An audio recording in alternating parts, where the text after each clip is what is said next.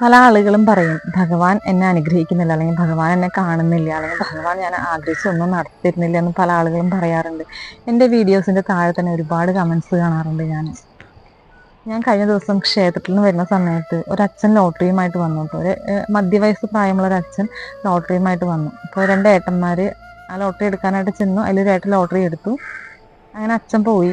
അപ്പോൾ ആ ലോട്ടറി എടുത്ത ഏട്ടൻ മറ്റേ ഏട്ടനോട് പറയുകയാണ്, ഭഗവാൻ ഈ ഒരു ലോട്ടറി അടിച്ചിരുന്നെങ്കിൽ എനിക്ക് പണിക്ക് പോവാതെ സുഖമായിട്ട് ജീവിക്കാമായിരുന്നു എന്ന് പറയുകയാണ്. അപ്പോൾ മറ്റേ ഏട്ടൻ പറയുകയാണ്, അടിക്കട്ടെ, അപ്പം എനിക്കും ഒരു കാര്യമാണല്ലോ എന്ന് പറയുകയാണ്. അത് കേട്ടപ്പോൾ എനിക്ക് വളരെ സങ്കടം തോന്നി. കാരണം എന്താ വെച്ച് കഴിഞ്ഞാൽ, എന്തുകൊണ്ടാണ് മനുഷ്യർ ഭഗവാനെ അറിയാത്തത്?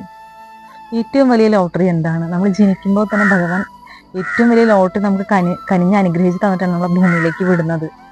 അതാരും മനസ്സിലാക്കുന്നില്ല എന്നുള്ളതാണ്. ഏറ്റവും വലിയ ലോട്ടറി എന്താണ്?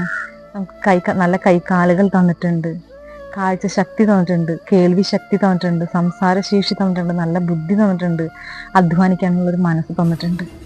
ഇതല്ലേ ഏറ്റവും വലിയ ലോട്ടറി? ഈ ഒരു ലോട്ടറി വെച്ചുകൊണ്ട് വേണം നമ്മൾ മുന്നോട്ട് ജീവിക്കാനായിട്ട്. അല്ലാതെ കിട്ടാത്ത ലോട്ടറിയെ ഇന്നടിക്കും നാളെ അടിക്കും എന്ന് പറഞ്ഞിരിക്കുന്നതാണോ സൗഭാഗ്യം? ഏറ്റവും വലിയ സൗഭാഗ്യം എന്താണ്? നമുക്ക് നല്ല ആരോഗ്യമുള്ളൊരു ശരീരം ഭഗവാൻ കനിഞ്ഞ് അനുഗ്രഹിച്ച് തന്നിട്ടുണ്ട്. ആ ആരോഗ്യമുള്ള ശരീരം വെച്ചുകൊണ്ട് അധ്വാനിച്ച് ജീവിക്കാനുള്ളൊരു മനസ്സും ഭഗവാൻ തന്നിട്ടുണ്ട്. അത് മനുഷ്യർ മനസ്സിലാക്കുന്നില്ല എന്നുള്ളതാണ്. എല്ലാം എനിക്കെന്നുള്ളൊരു ചിന്ത മാത്രമേ ഉള്ളൂ. എന്നിട്ടും ഭഗവാനെ പഴി പറയുന്നു.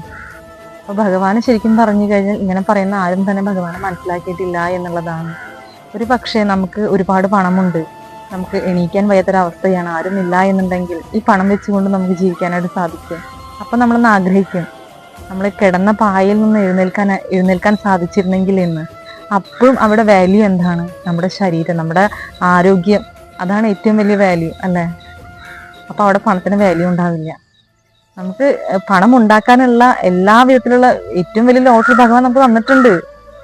അതും ആരും മനസ്സിലാക്കുന്നില്ല എന്നുള്ള വളരെ സങ്കടം തോന്നി ഒരു സംസാരം കേട്ടപ്പോൾ.